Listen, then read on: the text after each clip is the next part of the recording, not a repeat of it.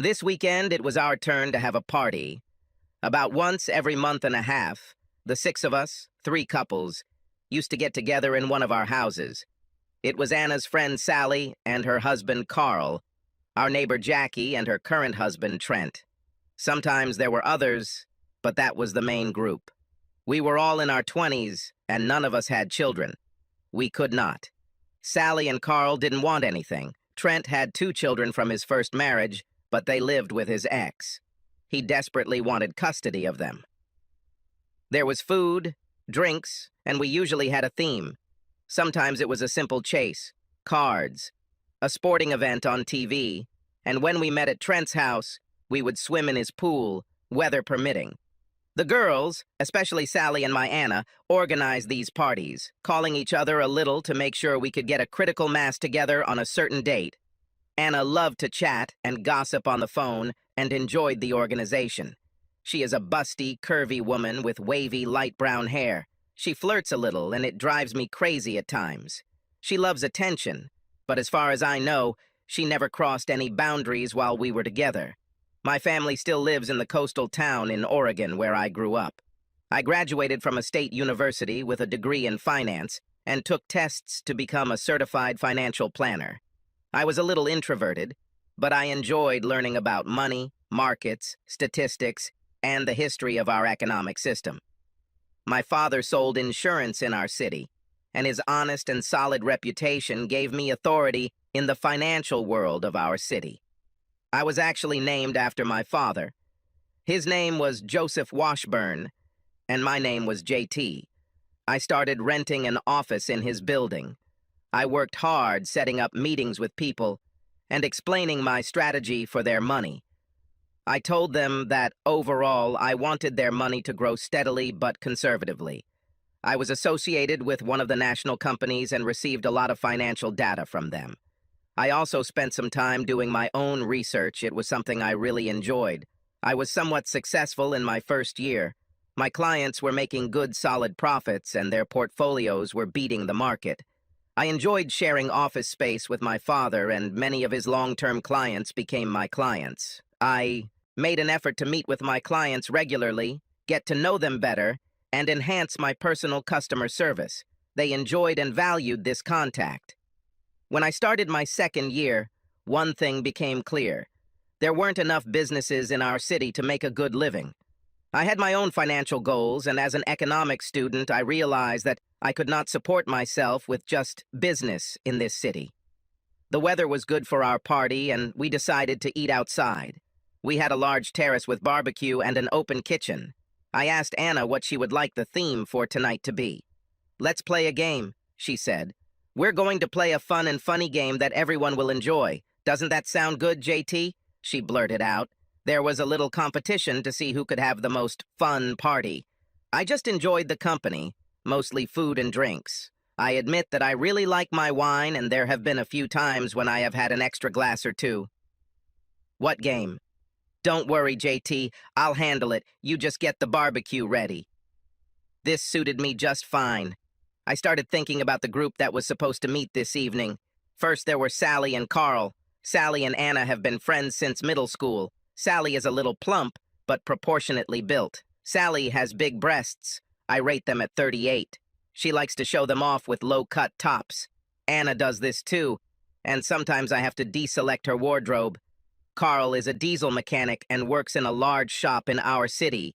He is a good-natured guy and doesn't mind when Sally flirts and shows off. He's a big guy, probably 6'3", 220 or something like that. I rather like him, but I probably would never have chosen him as a friend without the connection between Anna and Sally. Jackie and Trent were neighbors, and I really can't remember how we became so close. Jackie has a simple face but an outstanding body. Not Anna's voluptuous softness, but rather her natural thinness. She's smart, and I find that out of the whole group, I have the most in common with her. Trent is a golfer. He is slim and approximately 5 feet 9 inches tall. There is a certain arrogance in Trent's demeanor. It put me off at first, but I learned to tolerate the guy. I'm not sure I trust him, but he's smart, funny, and lively at these parties. Just at that moment, I heard the doorbell ring, and guests were arriving. I decided to move my financial planning practice to the city. I joined a firm in the city, but also continued my practice in our coastal town. It was only a 2 1-2 hour drive between them. My plan was to be there a week a month. That week, I stayed with my parents and met with clients and potential clients. So far, everything has been going well. I roomed with a guy I went to college with, Julian Lee. Julian was an IT specialist and worked for one of the large banks.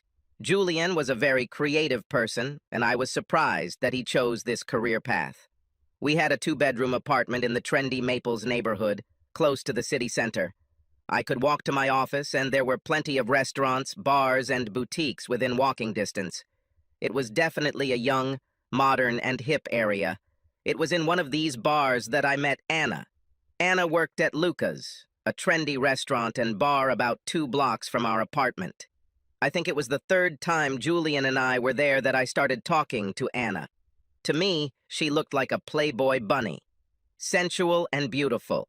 She always wore something that showed off her breasts and cleavage. Anna was tending bar, and we started talking, and she asked me all sorts of questions about my life, my career, my goals, and so on. To be honest, I was a little surprised that she paid so much attention to me. She was great, and I was a lackluster financial planner. In high school, I had a steady girlfriend, Gail Benson. Gail was attractive, smart, and fun to be around. We tried to make it work during college, but it was too difficult to do. I dated a few girls during college, but during those 4 years, I never had a steady girlfriend. The night we left, I almost asked Anna out on a date. I even got the impression that she wanted it. I was just a little worried that she would say no, and then we would have to find another bar. "Dude, she's hot," Julian said. "You like her. You should ask her out." "You think? And you better do it quickly, or someone will beat you to it." The next evening, I went to Luca's alone and made a date with Anna for Sunday evening, and so we met. I was a little scared. I had never been with such a beautiful girl, but she was showing that she liked me. It didn't take long before she gave me what I considered the ultimate sign: sex. Sex with Anna was like nothing I had ever experienced in my life before. I had several different sexual partners, including my high school friend Gail. In sex, you could say I was a student. Anna had a PhD. We did everything we could. She was completely relaxed. She taught me a lot. She did some things with me, and we did a lot of things together. She has beautiful breasts, a beautiful ass. She is not overweight, but her body is not too dense either. Soft, seductive, and completely feminine. From time to time, I wondered how she learned all these things. How experienced was she? I mean, I knew the answer. She was very experienced. But I avoided discussing sexual history. I was afraid it would be too painful. Any fear I felt about it was more than compensated for by my sexual satisfaction. Everyone was sitting on our back porch. We finished dinner and drank about 2 glasses during the evening. I think I've had my 3rd glass of red wine. I had a long discussion with Carl about how he hoped to get a position as manager of the diesel shop where he worked. He told me that the owner was strictly religious and asked me if I thought it would be a good strategy to attend his church in order to get along well with him. I said that if he was not involved in religion, it might seem insincere. He said he would have to think about it. As we sat and chatted lazily, Sally asked, "So, Anna, what are our plans for tonight?" "Okay," Anna began. "Be open-minded, and this is just for fun. We're going to play Truth or Dare." I thought, oh no. But Carl, Sally, and Trent clapped and applauded to show their approval. I looked at Anna, and she smiled, then quickly looked at Sally. Carl and Trent grinned. Jackie had a half-smile and was the only one around me who wasn't particularly enthusiastic. It started off quite mildly, with a hint of sexual innuendo, nothing too risque. Who is your favorite movie star? How old were you? When did you lose your virginity? Etc. And then it was Trent's turn to ask. He chose Anna, and she chose the challenge. "Anna, I suggest you take off either your shorts or your top." "Wait a minute," I said. "It's okay. I'm wearing underwear. It's like a swimsuit," said Anna. Anna loves attention, and there have been times when her behavior has come close to crossing the line. While I liked a confident sexuality that I considered only mine, I certainly did not want others to experience the slightest intimacy with Anna. She quickly took off her top and stood there in her lacy white bra. Her nipples protrude through the sheer fabric of her bra. The tops of her breasts trembled. She stood up proudly, and Trent and Carl whistled. Sally giggled.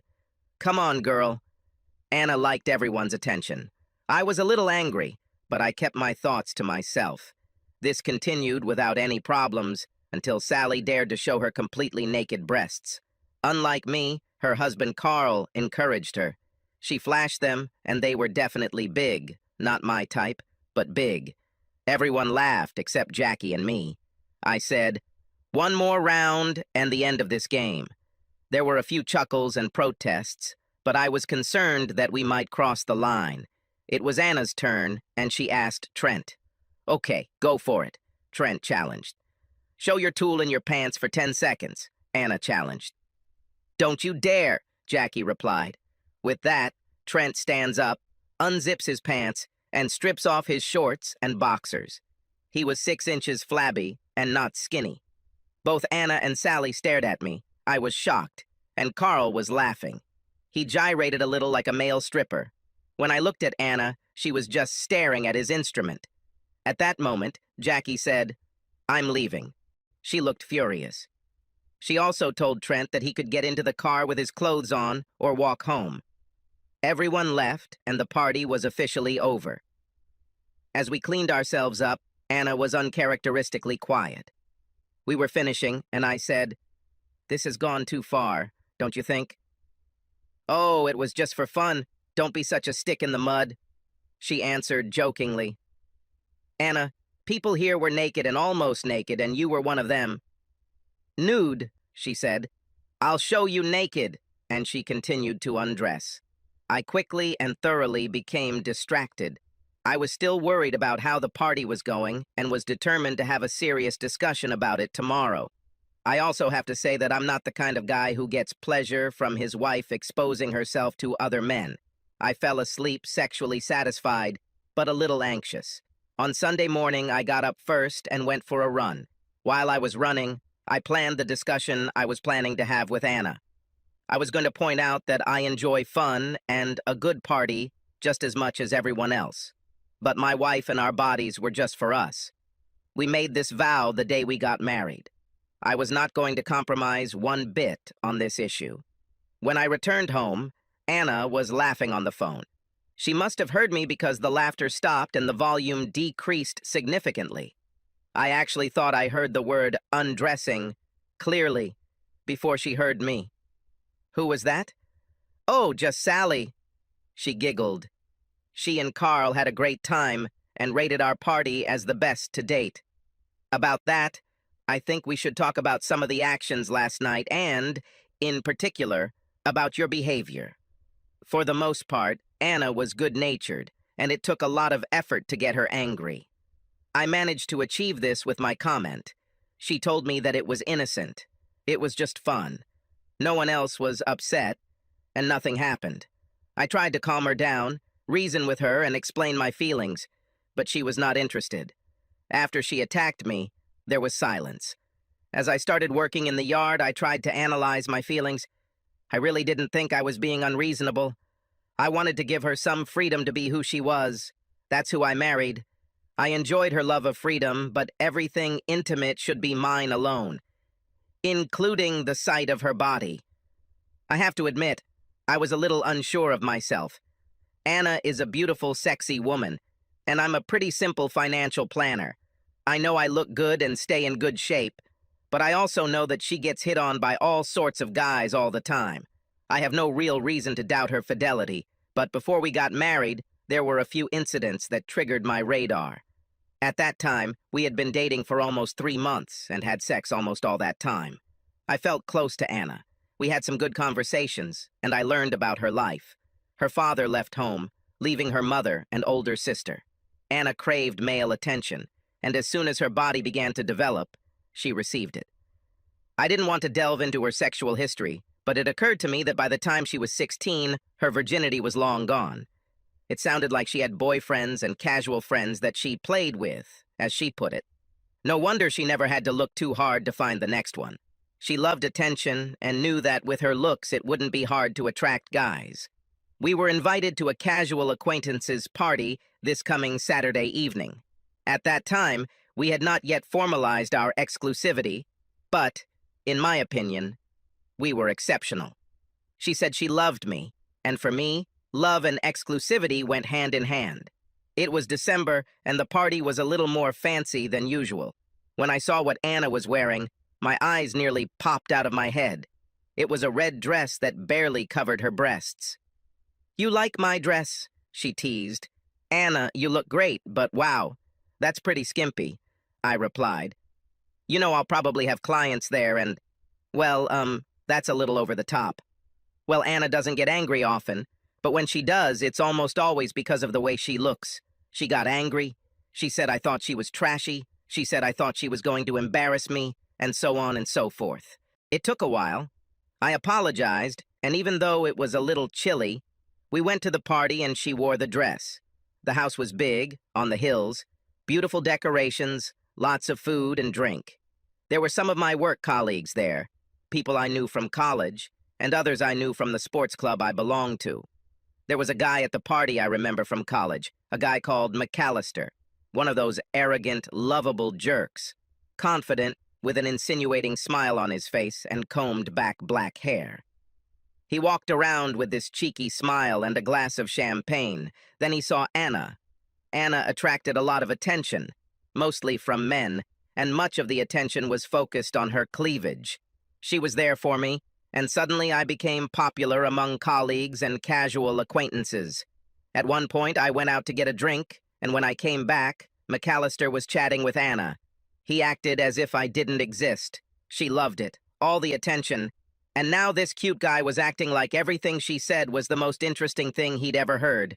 I managed to get her away, but as parties go on, you end up drifting one way or the other, and Anna and I break up. I was talking to some work colleagues, and they shared some business ideas that were quite helpful. I realized that more than an hour had passed since I last saw Anna. I took a quick glance into the living room, kitchen, and family room off the kitchen. Nothing. I didn't want to seem worried, but I had a need to find her. I didn't see McAllister either. A group of people were smoking outside, and I stepped out into the winter air. No Anna. I was already returning when I heard it. Her laughter came from the street. I was walking along the sidewalk. She and McAllister were walking down the street. It took her a minute to see me, and as I watched her and McAllister, they seemed to be enjoying each other's company. "Oh, hi, honey. Jim was just showing me his new BMW," she said. "She's just a miracle," McAllister said. "I mean the car," he laughed. I looked at Anna. I didn't see anything special. She just seemed a little rumpled. There was a fake smile on my face. Everything was boiling inside me. Anna came over and hugged me as they approached. "I'm leaving now," I said. "Just wanted to make sure you wanted a ride home." "Of course I want a ride home," she said. "Why not?" She looked at me questioningly. At this point, McAllister slapped me on the back. "It's good to see you again," and extended his hand. "I'm not a bodybuilder now, but I do play sports and I've always had a strong grip." This, and the combination of my anger at Anna and this asshole's impudence, led to me grabbing his arm tightly. He didn't stand a chance, and by the time he realized what was happening, I was already squeezing his hand. His knees buckled, and his mouth was open in a silent scream. "Honey, you're hurt, Jim," Anna cried. "Oh, sorry, it's my fault," I said, and headed towards the car without looking back. By the time I got to my car and buckled up, she caught up with me. This was our first big fight. Usually I really liked her. She looked great, and the sex was beyond amazing, or at least better than anything I've ever heard of. I knew she was an attention seeker and judged her worth by the attention she received from men. At the moment, we have not formalized anything. However, to me, a stable sexual relationship in which we saw each other more than a few times a week and talked about love is the adult version of constant communication, but we never had that specific discussion. I dropped her off, and she looked at me questioningly when I told her I was staying at my place tonight. "Oh, honey, don't. Nothing happened to Jim. We were just having fun." "Well, I think that's just enough for one night for me. See you later." And I left. She called and wrote, but I ignored her. Life went on for me, and I spent the week focusing on my work. The following week, I decided to leave on Saturday morning instead of my usual Sunday evening. I called my mom, and she was thrilled to have me over for the weekend. I had a good week in my hometown. I had some good meetings with clients. Professionally, my established business on the coast and my growing business in the city made me successful. I was achieving my financial goals and getting noticed by my organization. A week ago, I would have said that my personal life was also moving in the right direction. Now I could no longer say it. She continued to text and call, and my responses were minimal. She asked when I would be back, and I told her Friday evening. Before I could enter my house, the doorbell rang. I opened it to Anna. She was wearing a raincoat with a wrapped gift. "This is for you," she said, and handed me the gift. I opened it, and there was a key in the box, an old-fashioned skeleton-type key. "You have the key to my heart," she said. I stared at her with mixed feelings. With that, she unbuttoned her cloak, revealing Miss September, or, to be honest, any other Playboy character from my teenage fantasies. Whatever resolve I had melted away in a wave of lust. Then I asked her about everything that happened at the party with McAllister. I know I shouldn't have gone out with Jim, but he was so sweet. So what happened? Nothing. He tried to mess around a little, but I've been treating guys this way since I was 14. We talked, and I told her that I might be jealous. I went on to say that if she wasn't ready to be my mate, I would be sad, but I would understand. I said I'm not one to fool around. I'm either in a casual relationship or I'm committed. For me, what we had, I explained, was not a casual relationship. She lay on top of me and told me that she was also committed to the cause. She also said that she loves me and wants to be with me forever. And then she began to please me, driving me into insensibility. As I may have said, Anna doesn't hold a grudge, and the week after the Truth or Dare game party went by as usual. She was a sexy, loving woman, just the way I fell in love. I continued to watch, and nothing unusual happened. If anything, she was more attentive to me, and seemed to interact less with Sally, at least when I was around. One Saturday, I was working in my yard, and Trent happened to walk by. Not that unusual. He and Jackie lived just a few blocks away. He stopped, and we began a rather long conversation about lawns, fertilizers, and gardening. I asked if he wanted something to drink, and we sat in the backyard to continue our conversation. Now, this may seem normal to an outsider, but Trent and I weren't all that friendly, a bit cocky, just not my type. Like I said, we were connected through mutual friends. We had a rather long conversation, most of which was devoted to his children and ex-wife. Apparently they fought for custody, and she won.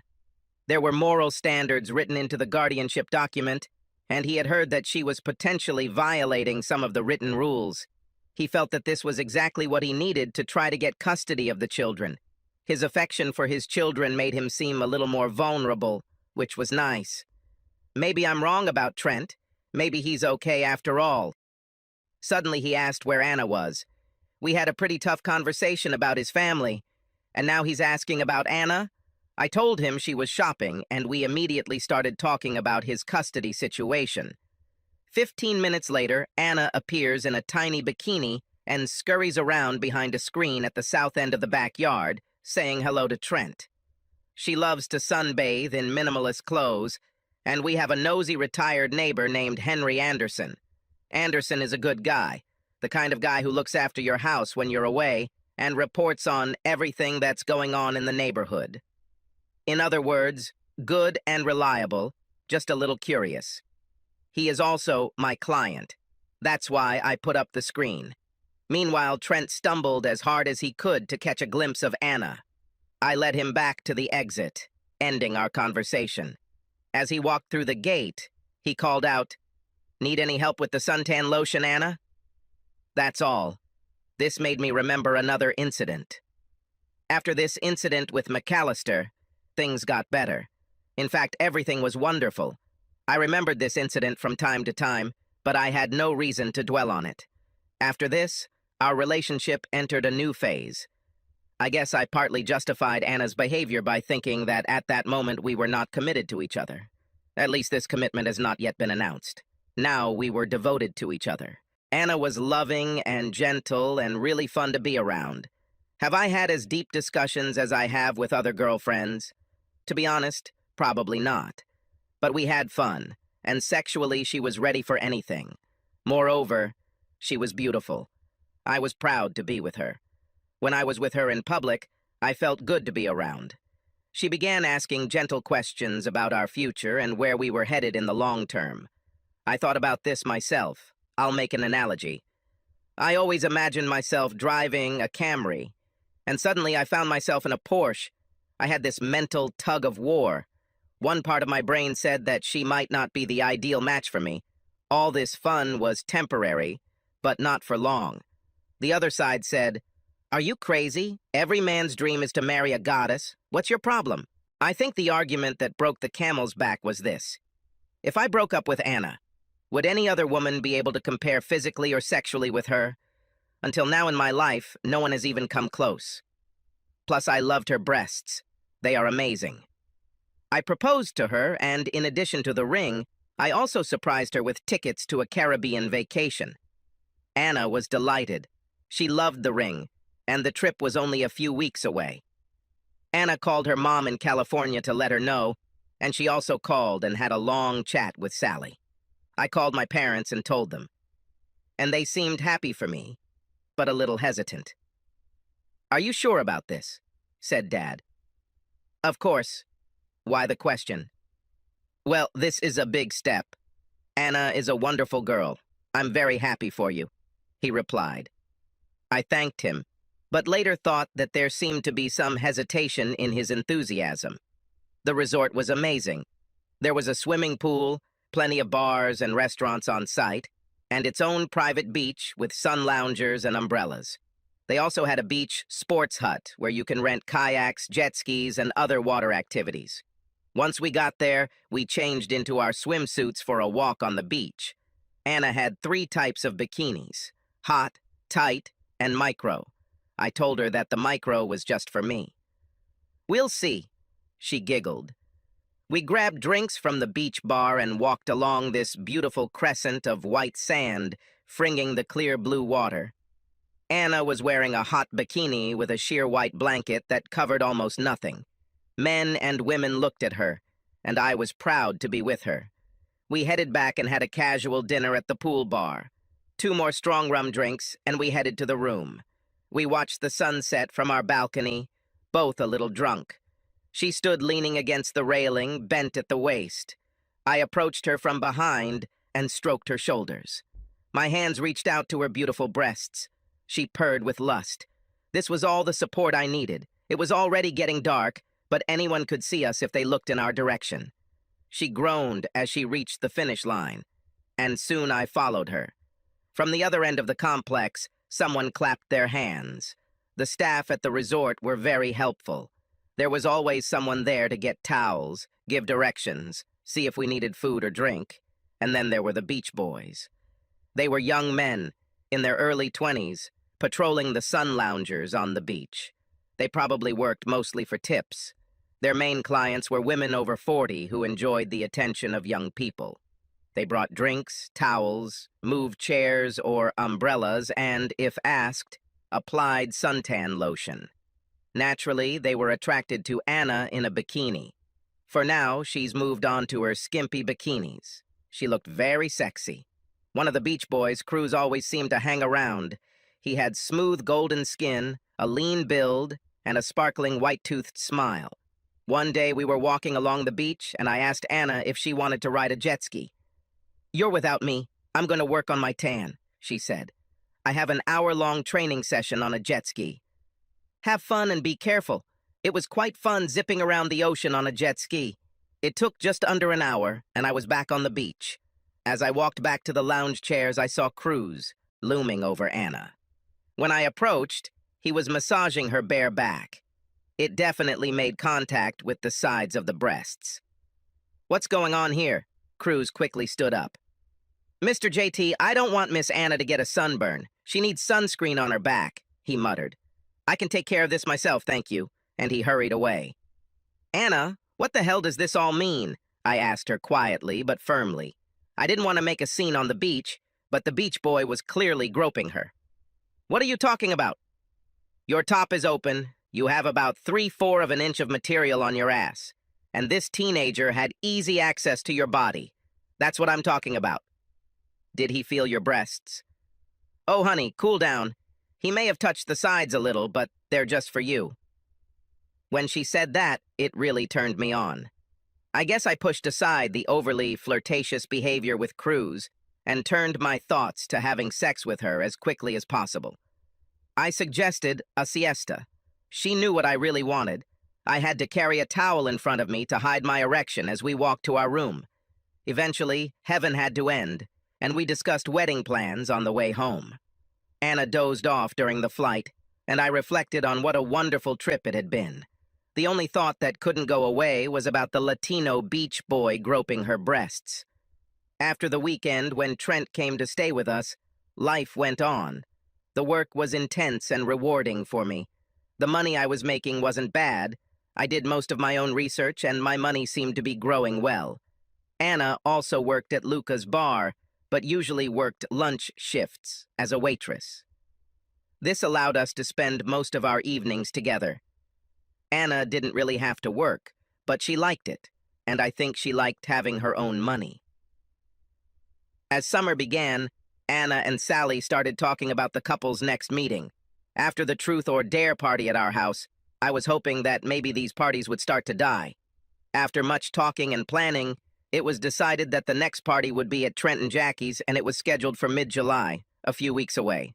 Weather permitting, it was supposed to be a pool party. When I heard this, I immediately said to Anna, "Not a single bikini from the Caribbean. I can wear red?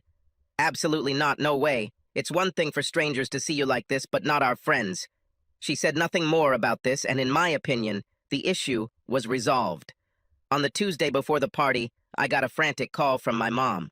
My father had a heart attack. He was at the county hospital, and they were going to have bypass surgery. I told my mother that I would come as soon as possible. I called Anna and told her what was happening. I popped into the house, grabbed an overnight bag for both of us, and we headed to my parents'. I had to control myself so as not to speed up on the way to the hospital. Anna took my hand to calm me down. I was worried about my father and also about my mother.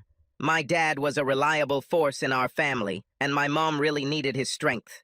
Given that his health was in question, I was worried how she would hold up. By the time we got to the hospital and found my mom, things had improved significantly. My father had a mild heart attack. The bypass surgery was successful, and his prognosis for a full recovery was very positive. They wanted to keep Dad in the hospital until Thursday and then send him home. I stayed with him in the hospital on Tuesday evening, while Mom and Anna went back to the house to rest. They returned on Wednesday morning. My dad was really in a good mood, and when Mom and Anna arrived, he was lying in bed doing a crossword puzzle. We hung out there all day on Wednesday, and it was pretty boring. Anna was polite, but I knew she didn't want to stay in the hospital for long. I didn't really blame her. The hospital is a pretty depressing place. After we brought Dad home on Thursday, I told her I needed to stay, but why didn't she go home? She could take my car and either come back for me on the weekend, or I could take my dad's car. For some time, he had no intention of driving. "No, I'll stay with you," she said. "Thank you, Anna. I appreciate it. But you go home.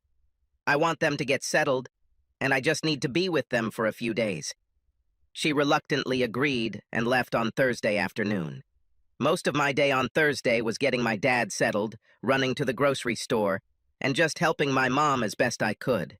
I also spent time with my dad, and we watched a few baseball games on TV. Boring, yes, but I was glad to be with my parents. On Friday, I called Anna, and she asked when I was going to come home. I told her that at least not until Sunday. How about a party? I completely forgot about this stupid party. "Sorry, honey. I need to be here with my parents. Are you gonna go?"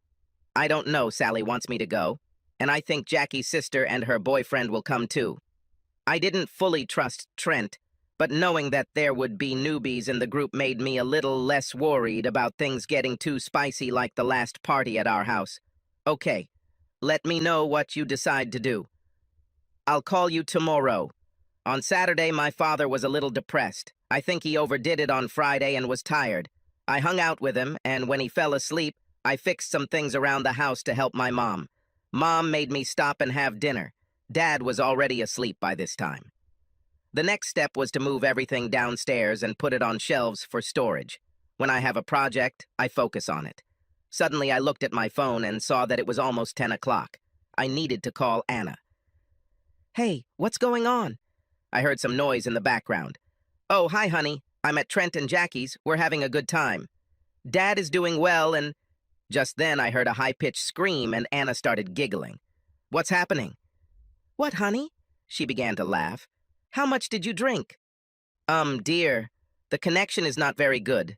Can I call you Bay? And then more background laughter. Suddenly, I clearly heard Trent say, Take off that top too. And then another burst of laughter. Some muffled chatter. Oh, this is getting even hotter, I thought Anna said. What the hell is going on?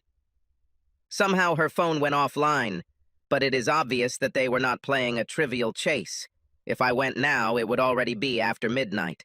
At this time, I was exhausted and didn't want to risk going home tonight. At the same time, I really needed to know what was going on. Suddenly, an idea came into my head. Henry Anderson. Since he was in my contacts, I called Henry. I explained that I needed some photos of what was going on at Trent and Jackie's. He was ready. I told him where they lived and described where to position myself to photograph their backyard. He said he would come there immediately. I finished, turned off the phone, and went to bed. If something bad was going on with Trent, I didn't want to go through it tonight. I was physically and emotionally exhausted from worrying about my father. I slept soundly and long. The next morning, I turned on my phone. Anderson sent some photos. They turned out worse than I imagined. Photo 1. Anna is completely naked, and Trent is chasing her with his giant erect tool. Photo 2. Naked and excited. Carl grabs Anna's breasts. Photo 3.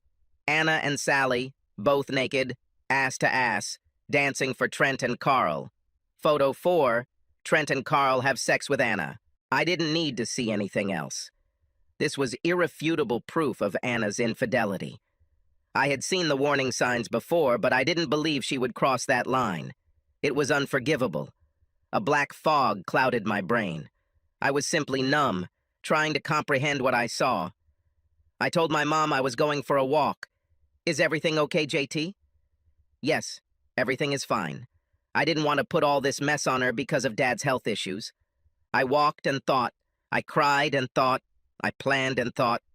Several hours passed before I returned home. I was deeply saddened. But I decided to end the marriage, minimize my financial damage, and pay back those two idiots, Trent and Carl. First, I had to find out the whole story, and I didn't want Anna to know what I knew. Anna called around noon and was especially kind on the phone. I miss you like your dad will when you come home. I really miss you and I need you. I almost blamed the bitch for what she did at the party, but I kept my mouth shut. I was going to figure out how to fool her. I just had to make a plan. I wanted to protect myself and my assets. I knew I had to act normal around Anna. I told her that my father was getting worse and I needed to stay another week. Dad was actually fine and progressing ahead of schedule. I said that I would call her and that it would be better if she didn't come. It's hard for Dad to bear this excitement. I actually left for the city on Monday evening. I called my old roommate, Julian, to see if I could stay with him for a few days. He seemed surprised, but agreed. When I got to Julian, he said his brother was arriving from New York on Thursday. His brother was an actor, and the play he was in had closed, and he was considering alternative career options. I explained to Julian what happened and showed him the photographs. He was surprised. He knew that Anna was flirtatious, but he didn't think that she would cheat on me. I told him how upset I was and how I wanted to somehow get even with Anna and this whole group. I also told him that I needed to hide what I knew from Anna until I had a plan. He agreed, not to say a word. The next day, I waited at Carl's work. Carl was a diesel mechanic, and he told me there was a supervisory position opening up soon, and he was desperate for a promotion. I saw him walking towards his truck, waved, and said, "Carl, let's get some beer." He was surprised to see me, but Carl didn't turn down beer very often. There was a place on the corner, and we went there. Some kind of tavern for workers, and it was not very crowded. After we ordered beers, I asked him what happened on Saturday night. "Just another typical party," Carl replied. "Is this typical?" And I showed him one of the photographs. "Hey man, what were we supposed to do? The girls took off their clothes. It didn't mean anything." "Okay, I understand that this is nothing special. Oh, by the way, what do you think your boss would say about how this doesn't mean anything?" I knew his boss was very religious, and Carl was really hoping for a promotion. He stood up and I stood up. He pushed me threateningly. I turned and hit Carl. It was like hitting a softball. It was perfect. He immediately fell down. There wasn't an iota of fight left in him. I've always noticed that the minute you stand up to a bully, he becomes a coward. Carl was finished. I helped him up. It all happened so quickly that no one in the bar even noticed. And if they did, they didn't care. He started apologizing and blaming others. I told him to shut up and listen. I had a few questions. I also told him that if he didn't want his boss to get the photos, he had to tell me the truth to all my questions, and not let Anna, Sally, or anyone else hear that I knew what was going on. He agreed. He seemed desperate to hide the photos from his boss. We sat for over an hour, and I learned a lot about Anna. Everything he said was believable and had a twisted meaning. Anna, Sally, and Carl all went to high school together. This was one of the socio-economic cross-sections of children. There were the rich, the middle class, and the lower middle class. The group that Anna and Sally were in were made up of poorer children.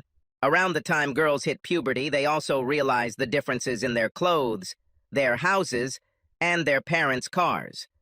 Wealthier kids made fun of them for the old-fashioned clothes and old cars their families owned. The great equalizer for girls was their bodies.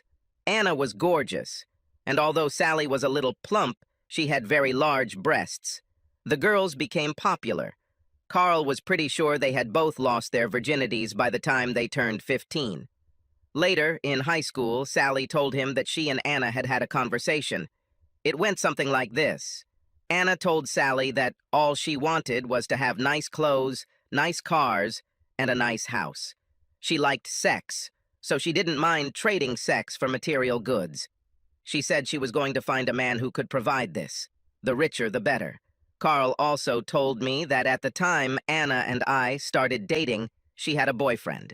She told Sally that she thought my prospects were better. After she started dating me, she continued dating him for almost 3 months before they broke up. "You mean she slept with me and her old boyfriend for 3 months?" "Damn," he said. "Since you two got married, I know at least 2 other guys she slept with. And that's besides Trent and me." "Who?" "I don't know all the details, but I know one of them was some nice dude named McCallum or something like that." "She said you knew him." "It must have been that idiot McAllister we saw at that party before we got married." I just sat there, seething with anger. Carl didn't seem to care. He just continued drinking his beer. There was no doubt that I could not remain married to her. I needed a plan.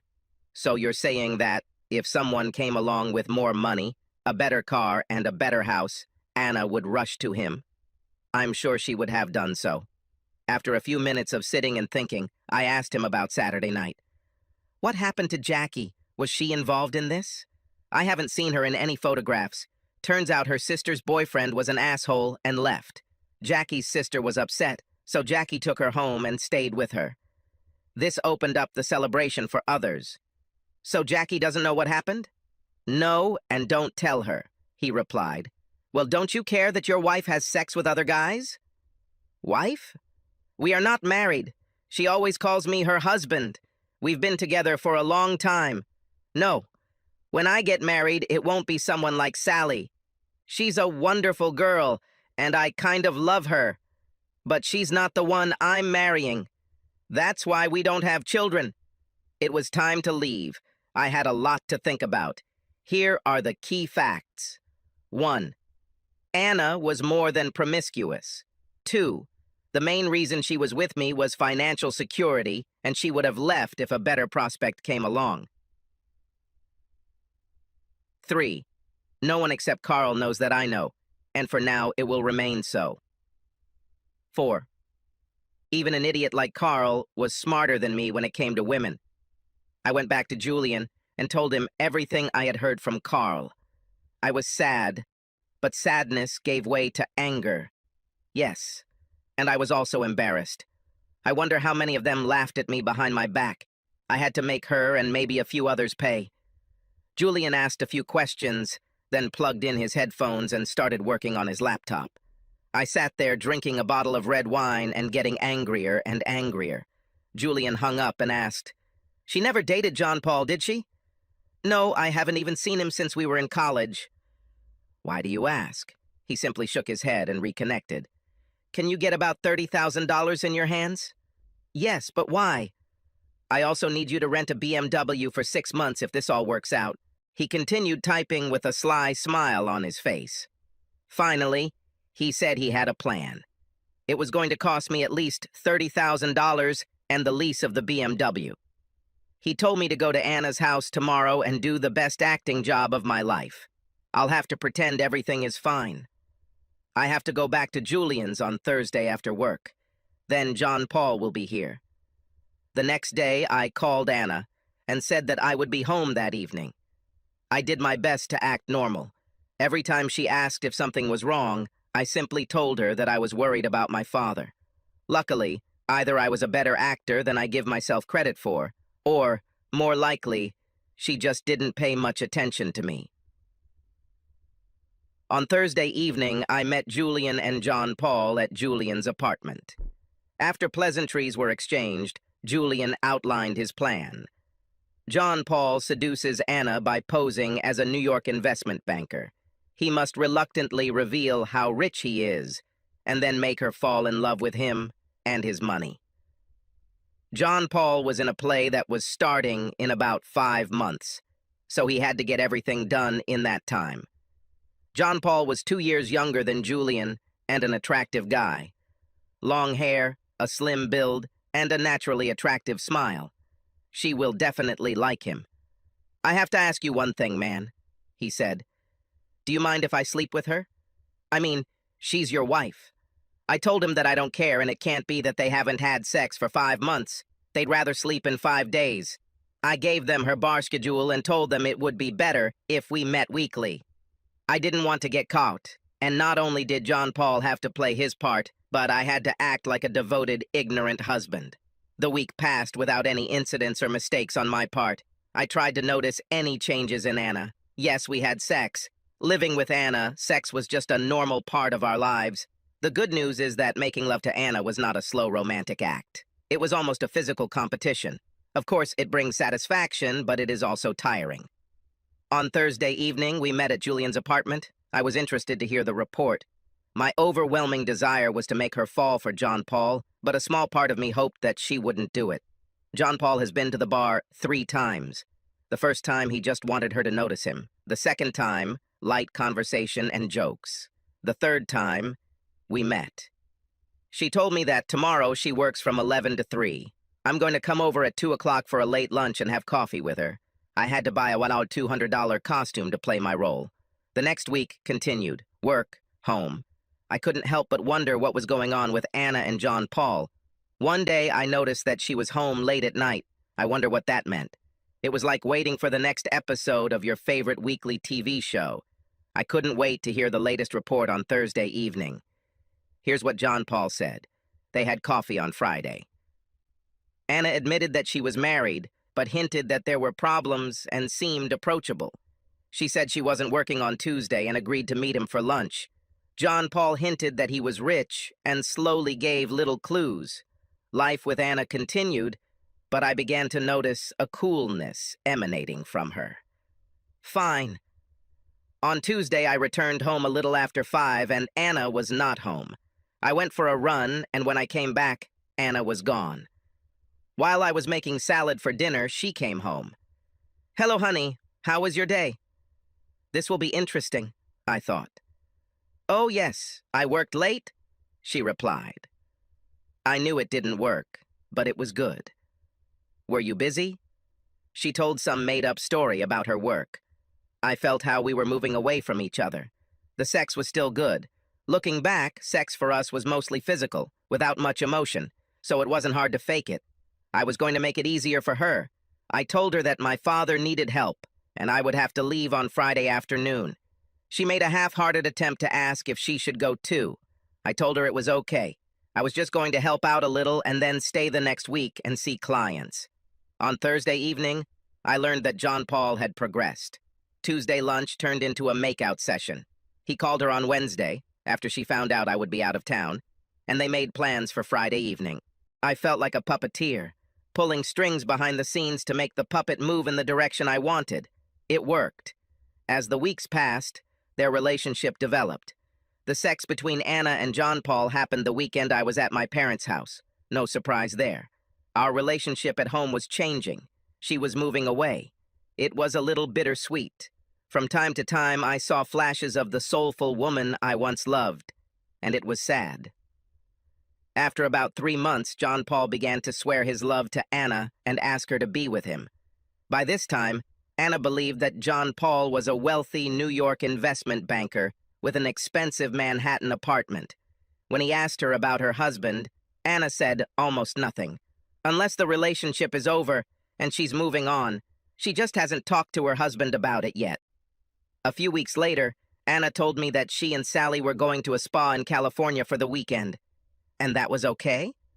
I knew full well that John Paul had invited her to go to Sun Valley for the weekend. "Of course, you'll probably like it," I told her. That night I was rewarded with great sex. I knew John Paul was going to propose at a resort in Idaho. The cubic zirconia engagement ring cost almost $500. They say cubic zirconia is almost indistinguishable from natural diamond. Moreover, believing that John Paul was rich, there was no reason to be suspicious. The following Thursday evening, I received a report about a romantic trip to Sun Valley. He proposed to her and she accepted. She told John Paul that she had to break up with her husband. He wanted to get married as soon as possible. He told her he had to return to New York in 2 months, which was true, and he needed her to be with him. That part wasn't true. Anna told John Paul that she would speak to her husband this week and inform him of the divorce. My plan was to fight her and act like I didn't want her to leave. The plan was to agree that I would keep all my assets in an immediate divorce. Everything worked flawlessly. When Anna told me she was leaving, I was shocked and saddened. And of course, I got angry. "We're married. I won't let you leave. I won't let you get a divorce. I will require many months of consultations. We will figure this out," I declared. I really excelled at acting. When she met John Paul at the luxury condominium he was renting with my money, she said I wouldn't let her go that easily. "Anna, my love," said John Paul, "I have all the money we will ever need. I have an apartment in the city, and I'm looking for a beach house on Long Island. All I need to make my life perfect is you as my wife." You can imagine the dollar signs spinning in her brain. "This is what we will offer your husband," he continued. "I will ask my lawyer to draw up a document in which he will keep all his assets. In exchange, he will agree to an immediate divorce." She was all for it. When she returned home, I alternated between being angry with her and begging her to stay with me. I kept telling her that I would require several months of counseling before she left. I knew that she wanted to leave quickly to be with a millionaire. On Friday evening, she came home with a divorce document.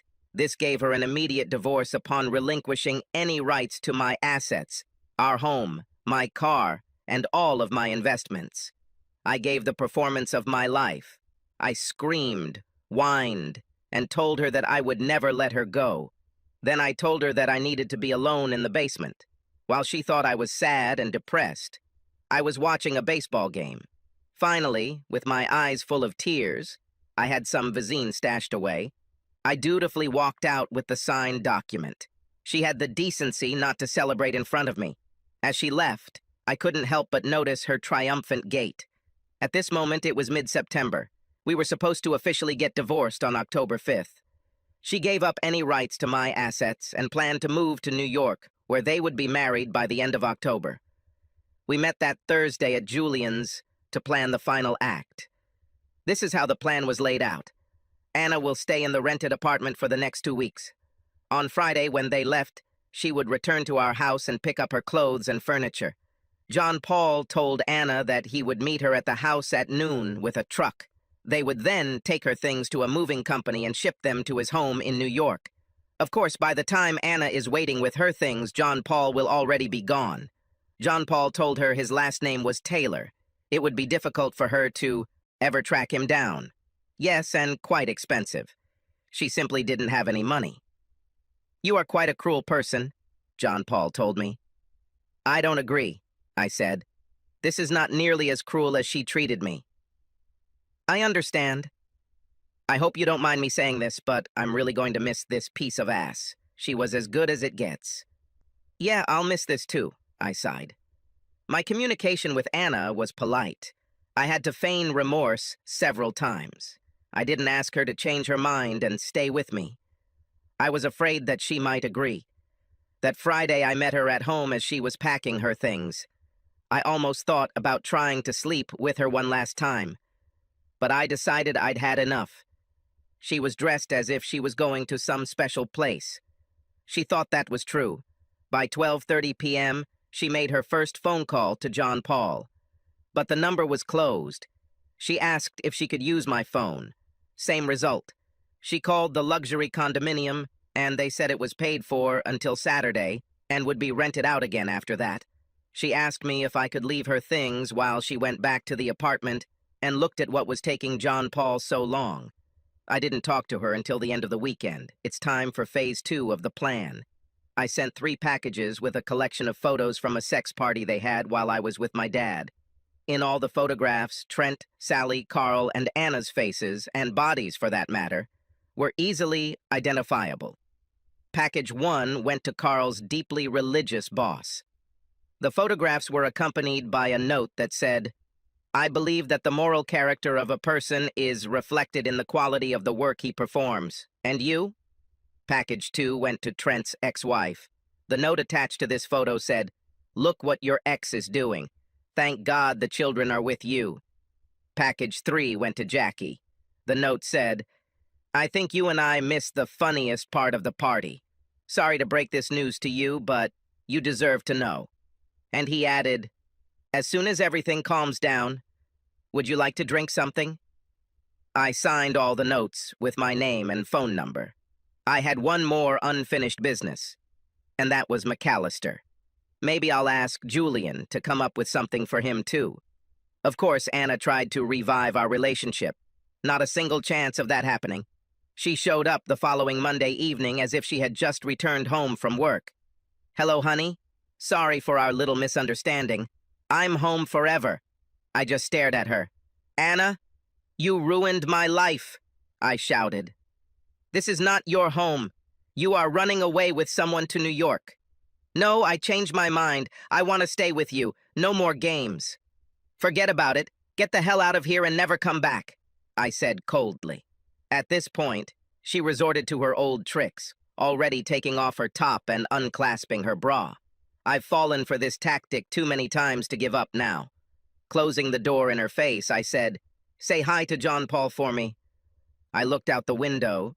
She stood with a blank expression on her face, her beautiful breasts exposed for everyone to see, her brow furrowed as she tried to piece together the meaning of my John Paul reference. In all our discussions, his name was always kept secret. Of course, Henry Anderson was leaning over the fence and looking at her. Last I heard, she was living with Sally. I'm sure she's already looking. Carl not only didn't get the promotion, I heard he was fired. He left town, leaving Sally behind. Trent was a completely different matter. When he went to a custody hearing, he was soundly and firmly denied.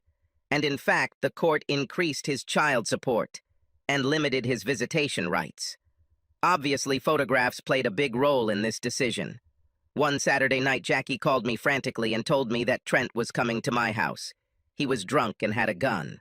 Apparently, he found where the messages were coming from. I quickly made my way to the backyard, grabbed some blankets and pillows, and created a faca body under the blankets as if I was reading outside in a lawn chair. I left a small light on to get his attention. I was armed with a baseball bat and hid in the thick bushes. Even if Jackie hadn't called, I would have heard him coming. He knocked on the front door, and when I didn't answer, he walked through the gate into the backyard. He immediately noticed the chaise lounge set up. He snuck up and shot twice into the blankets. The first blow must have broken his arm. First, I wanted to neutralize the weapon.